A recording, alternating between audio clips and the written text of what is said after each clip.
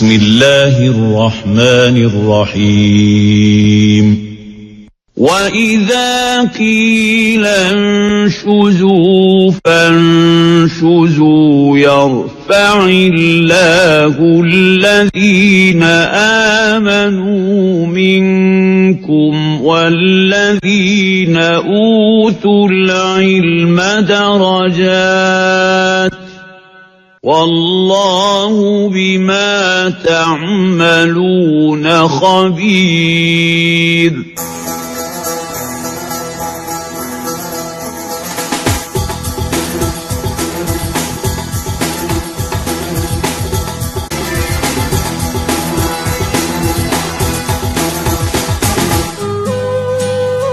Assalamualaikum warahmatullahi wabarakatuh. Selamat pagi pemirsa Trans 7. Asana Ensiklopedia Islam Dunia pagi ini kembali hadir ke hadapan Anda. Selain berbagi pengetahuan, juga saling mengingatkan dalam kebajikan. Tahukah Anda bahwa penjelajah dunia sebelum Columbus dan Marco Polo adalah seorang Islam? Seorang ilmuwan yang mencari Tuhannya hingga ke pelosok bumi. Pemirsa, inilah Ibnu Battuta.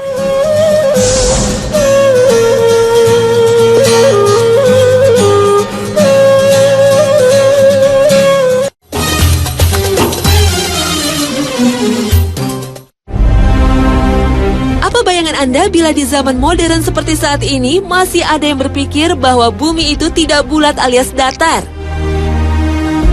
Adalah Flat Earth Society yang memiliki pandangan seperti itu. Meski teknologi sudah membuktikan secara empiris bahwa bumi itu bulat, fakta seperti ini dianggap sebuah konspirasi tingkat tinggi Badan Antariksa Amerika Serikat untuk kepentingan tertentu. Salah satu teori terkemuka mereka menyebutkan bumi serupa piringan, di mana lingkaran Arktik berada di pusatnya. Sementara Antartika, sebuah dinding es setinggi 150 kaki atau 45,7 meter, berada di pinggirannya. Namun, abad ke-21 ini, di mana informasi berkembang pesat dan teknologi luar angkasa luar biasa maju, apakah mereka serius? Tentu saja mereka serius. Jadi, biarkan saja mereka mempertahankan pandangannya. Yang pasti, pembuktian bumi itu bulat sudah dilakukan para penjelajah dunia beberapa abad silam. Di abad ke-16, Nicolaus Copernicus mengungkapkan teori heliosentris dan diperkuat lagi oleh Galileo. Keduanya sepakat tata surya berpusat kepada matahari dan bumi itu berbentuk bulat. Namun jauh sebelum Copernicus dan Galileo, para sarjana muslim pada abad ke-9 Masehi telah menyatakan bahwa bumi bundar seperti bola. Pada tahun 830 Masehi, Muhammad bin Musa al-Khawarizmi beserta para astronom lainnya telah membuat peta globe pertama.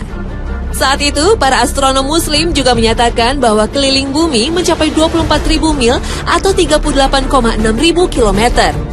Hanya berbeda 3,6% dari perkiraan yang dilakukan para ilmuwan di era modern.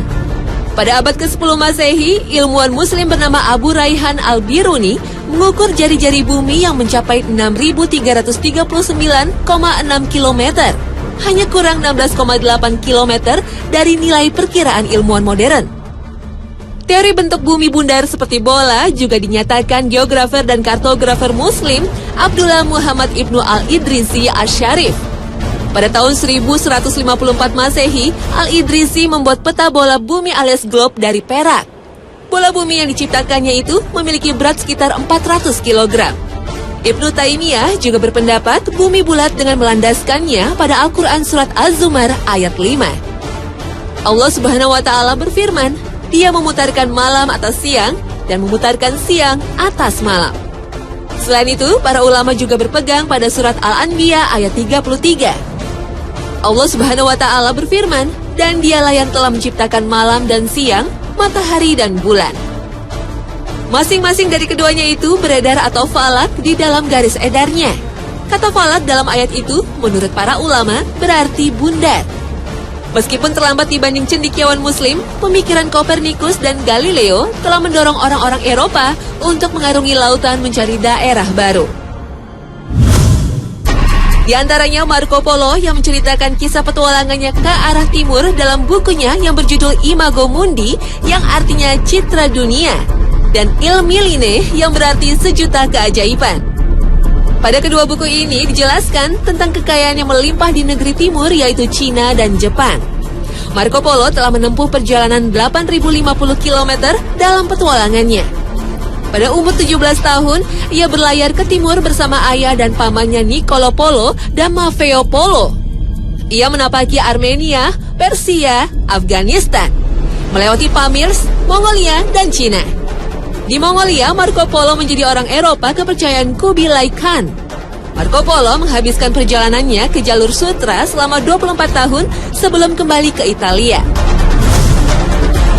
Selain Marco Polo, ada Vasco da Gama dari Portugis yang melakukan ekspedisi di tahun 1497 menyusuri sepanjang pantai Afrika Barat dan Timur menuju Samudra Hindia dan Laut Arab.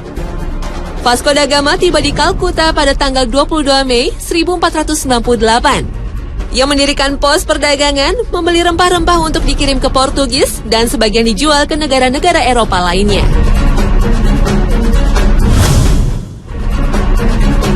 Penjelajah Eropa lainnya adalah Christopher Columbus. Pada tanggal 3 Agustus 1492, dengan menggunakan 3 buah kapal yaitu Santa Maria, Nina, dan Pinta, Columbus mulai berlayar mencari sumber rempah-rempah di dunia timur. Setelah berlayar lebih dari 2 bulan mengarungi Samudra Atlantik, sampailah Columbus di Pulau Guanahani yang terletak di Kepulauan Bahama, Karibia. Ia merasa telah sampai di Kepulauan Hindia Timur yang merupakan sumber rempah-rempah, yang menamai penduduk asli di kawasan itu sebagai Indian. Terhitung 4 kali Columbus bersama Amerigo Vespucci berlayar dalam rentang waktu 1492 hingga 1504. Mereka dianggap telah menemukan benua baru yang diberi nama Amerika.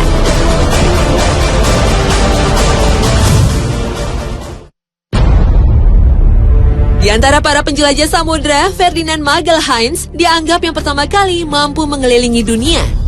Pada tanggal 10 Agustus 1519, Magelhaens berlayar ke barat didampingi oleh Kapten Juan Sebastian Delcano dan seorang penulis dari Italia yang bernama Pigafetta.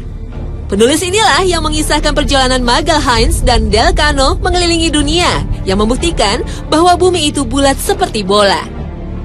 Pada tahun 1520, setelah menyeberangi Samudra Pasifik, sampailah rombongan Magelhaens di Kepulauan Massawa.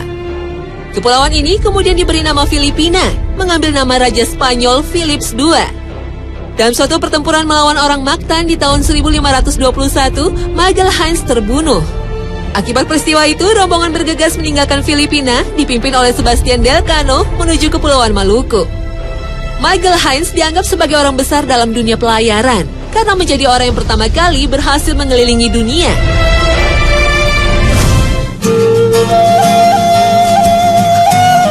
Nah, dunia Islam pun memiliki sosok penjelajah yang melegenda. Perjalanan panjangnya melebihi para penjelajah Eropa. Berikut ini kisahnya.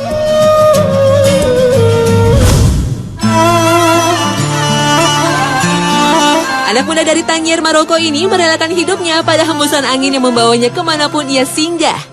Napak tilas perjalanannya menempatkannya sebagai penjelajah dunia terbesar yang memiliki peradaban Islam dan dunia. Ia bernama Ibnu Battuta. Di pagi hari yang dingin, tahun 1349, seorang pria Arab berkuda lambat menuju gerbang kota Tangier di pantai Afrika Utara. Bagi Ibnu Battuta, ini adalah akhir dari perjalanan jauhnya.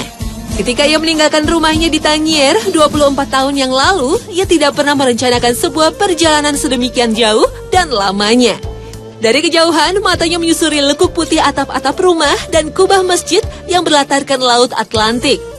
Ia mencoba menyusuri kembali ingatannya akan wajah kota yang telah ia tinggalkan selama hampir seperempat abad lamanya.